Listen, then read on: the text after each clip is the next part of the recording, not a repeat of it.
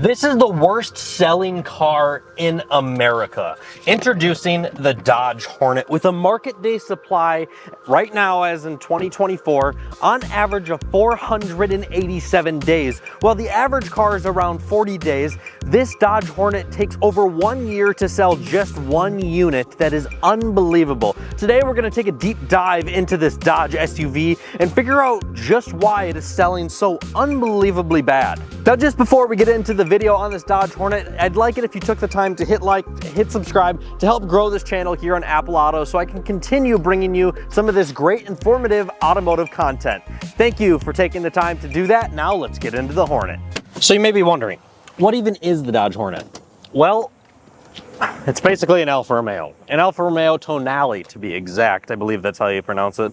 It's pretty much the exact same car as the Alfa Romeo Tonale, but it does feature a different powertrain. Here in this GT model that we are looking at, it features a 4-cylinder that makes about 268 horsepower. It's actually pretty quick in this little SUV. It has some get up and go, it has some pep, and like the Dodge brand has always been known for, it's actually supposed to be a pretty sporty little SUV. And let's get behind the wheel and drive it quick actually and get our impressions on that. We are behind the wheel of the Dodge Hornet, just in standard drive mode here. It's pretty peppy, it's pretty quick, it feels good. I'm a big fan of the handling. It handles great. Alfa Romeo has been known to have some of the best handling cars. If you've had the opportunity to drive the Giulia or the Stelvio, I have been absolutely amazed by the chassis feel and overall handling of those vehicles. So I can definitely feel those same characteristics inside of this Hornet, which make it a very fun to drive car around the corners. It feels nimble, it feels light. Let's pop it into sport mode and see how it feels. I like how the sport mode is located just right here on the steering wheel, just kind of signifying that it is kind of the direction this SUV is going after, is a fun driving experience. Let's go ahead and just see, as this light turns green here, how it feels going around this corner. The steering feel, if we've gained some throttle response. Let's just see what some of the experiences are.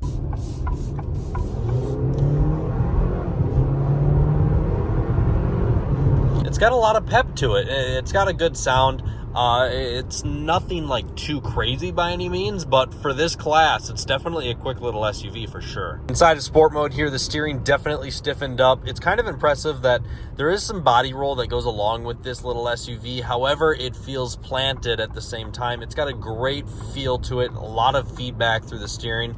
The brakes feel great. It's definitely like, I mean, it's very sport oriented, and you can feel that inside of the chassis. I like how it downshifts for you as well. I also really like I know compared to the Escape, this base motor is so much more fun than the 3-cylinder in the Escape. Like, it's super peppy. I love the handling. Like, I cannot get over how good this thing handles. It really is such a fun SUV, and I mean, that's my favorite part about it. I'm actually kind of excited. There's some twisty roads coming up here, so let's go check them out. Also, just because I haven't brought it up yet, you guys should definitely look at pictures of these lowered with big wheels on them. If I had this in the garage and I wanted to go for a spirited drive, I genuinely could go take this on some corners.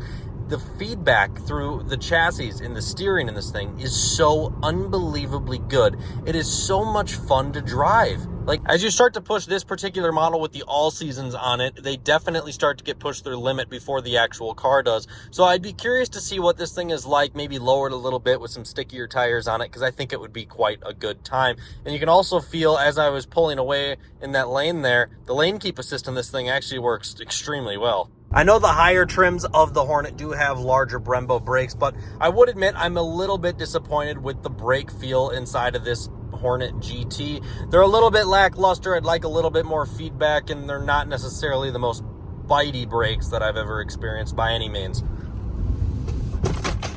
We had my bag fly there a little bit, but as you can see, that was full brake, and well, I can already, just after this short drive, feel a little bit of brake fade.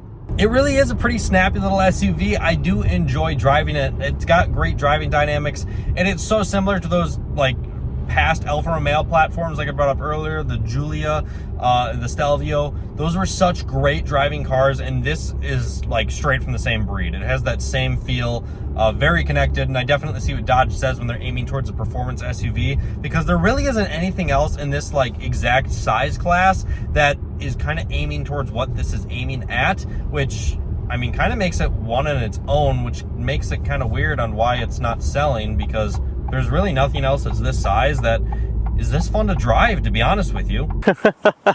That's actually a lot of fun. 6.5 seconds to 60 is what Dodge claims for the Hornet here with the 2.0. You can also get the i3, which has like a plug-in hybrid system attached to it, another like 30, 40, 50 horsepower, something like that. But that's even quicker than this base model GT that we're looking at here. And I must admit, after driving this thing in just base form, this thing's a lot of fun. It's really fun to throw into the corners. It's very impressive, the chassis that's on it here, and I've always been impressed with Alfa Romeos and their handling and their driving feel, and this car is right on par with those. It feels fantastic. It's much more fun to drive than its counterparts, or competitors, I should say, like, for example, the Ford Escape.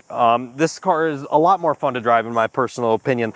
And now that we're done talking about how it drives, let's talk about how this thing looks. Starting off in the front of the Hornet, this thing kind of takes after a lot of what the Charger, the outgoing Charger, had for design cues. We have these really cool looking DRLs, this aggressive, this is almost like from the Durango sort of, this inlet for air right down here. We actually have functional heat extractors here up on the hood, and everything on front here is actually functional for the radiator and intercooler and cooling. All of that is functional, except for these guys don't provide any actual brake cooling. But this is a pretty aggressive and sporty looking SUV in the front. I love the way it looks. It looks like a mini Durango or a big Charger. It's kind of right in between. As we move on to the side, this thing looks identical to its counterpart on the Alfa Romeo side of things. Like, identical. I personally could not tell a difference. Love the Hornet logo. Dodge always nails their logos, and this Hornet logo definitely, it looks pretty good. It stands out. It's got a great design to it. The 18-inch gloss black wheels in all four corners look quite nice as well. And we also have gloss black painted mirror caps, which tie in nicely. We don't have plastic covered on the door handles. Got a little plastic down low, but overall it looks like a pretty high quality SUV, especially now that depreciation has hit.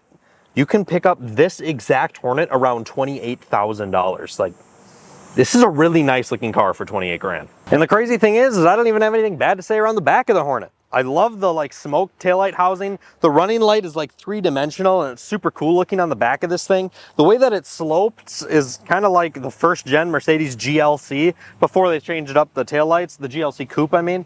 So it really does actually have quite good body lines all around. I think it's a pretty good looking SUV. All right, so we drove the Hornet, we liked it. We talked about the outside of the Hornet, we liked it.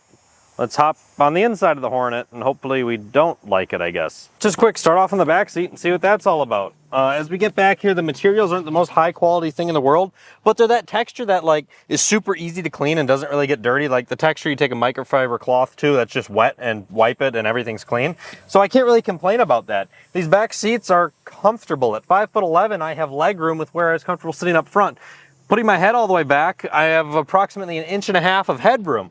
As we move down the center rest, I have 2 cup holders. I'm pretty comfortable. I'll shut the door, and I'm comfortable with where both of my arms are back here. It's a little bit claustrophobic just because it's small, but ultimately I have enough room to be comfortable. As a 5'11" passenger, I could sit in here for a road trip just fine. This is not a bad spot to be. You know, it's not the highest quality material everywhere, but it's put together well. Like, none of this feels like it's going to come apart. Nothing feels like it's going to rattle off. Yeah, I know it's a Stellantis product, but it feels like the build quality is actually not bad. Everything looks pretty nice. I mean, it all looks familiar. It's similar Stellantis buttons. I kind of like the back seat. I didn't have anything bad to say about the back seat. Well, let's go ahead and hop up front and see how we feel. Easy to get in and out of. Bolsters feel quite nice. It actually has bolsters that hold you in pretty well. Let's go ahead and start it up here. Kind of like the location of the start button, to be honest with you. Have ourselves a very high quality looking digital dash. Have ourselves the newest version of Dodge's Uconnect, which looks quite nice. It's not the most pleasant sounding 4-cylinder in the world, I'm not gonna lie. It's got a little bit of rasp to it, to say the least, but it's not bad by any means. The steering wheel feels fantastic. It feels like it's right out of an Alfa Romeo product. Great bolsters, flat bottom, very sporty feel to it. I do like that. I like the way the whole interior is laid out. It feels open yet sporty and driver oriented, the way everything kind of tilts at you. It is a very driver-focused SUV. It's very nice feeling as a driver in here. All the touch points feel high quality. I like the way that all of the tech works. It all feels quite nice. All the screens work nice. The sound system's pretty decent.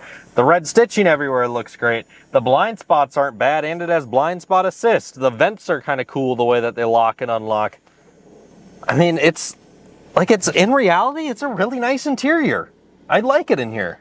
I just want to go over this while I'm in here with you guys. Like, look at the quality of some of this stuff. Like, actually, like this gloss black, this nice looking vent, the way that it locks and unlocks, it's got kind of a nice tactile feel to it. This steering wheel feels fantastic, great quality. The quality of this display is amazing, like iPhone quality.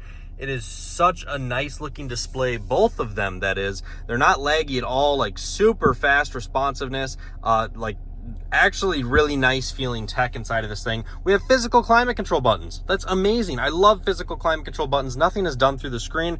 Once again, more tactile feel, quicker. Like the location of the start stop button. Some people hate auto start stop. Super easy place and convenient to find it. Nice area to put your phone. USB-C, USB to keep charged up.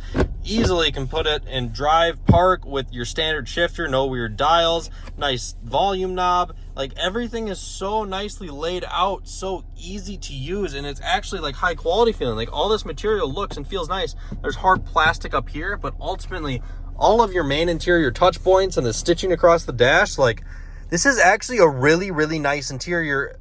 The discounts that the manufacturers are starting to incentivize and dealers needing to get these off their lots and the prices starting to come down is really starting to make them look like really good lease deals, really good first cars, really good cars to buy in bulk for rental companies. Like, they're great. I mean, they're becoming a great buy at the low price that they're starting to come in at. Dodge came in bat swinging with the MSRPs that they were talking about on these things. Like, I will admit they were entirely out of their mind. They were very overpriced.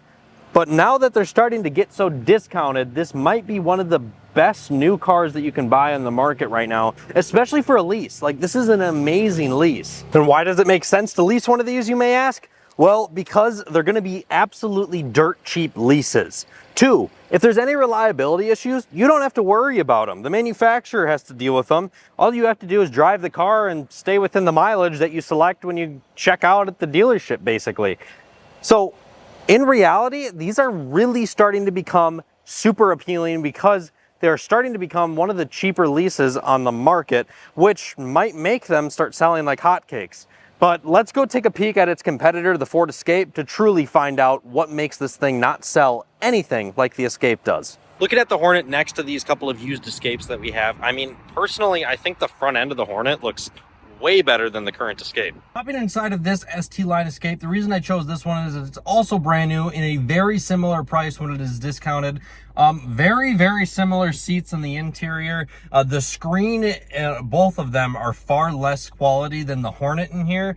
However, the rest of the interior feels pretty similar when it comes to overall quality. But there's a few more things that I like in the Hornet than I like in the Escape personally. And I also like the driving experience and the powertrains available in the Hornet a lot more than I like in the Escape. So as we look around this thing, and then I look around the Hornet, and I look at some of the stitching and stuff, and some of the dash materials on the Hornet, I honestly like the Hornet more than I like the Escape.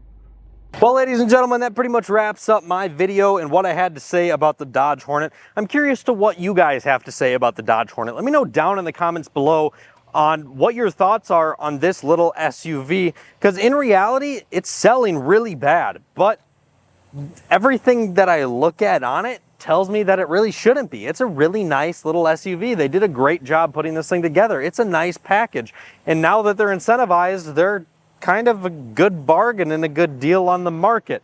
So what are your thoughts on this thing? Would you buy one now that they're starting to become $10,000+ off of their original MSRP?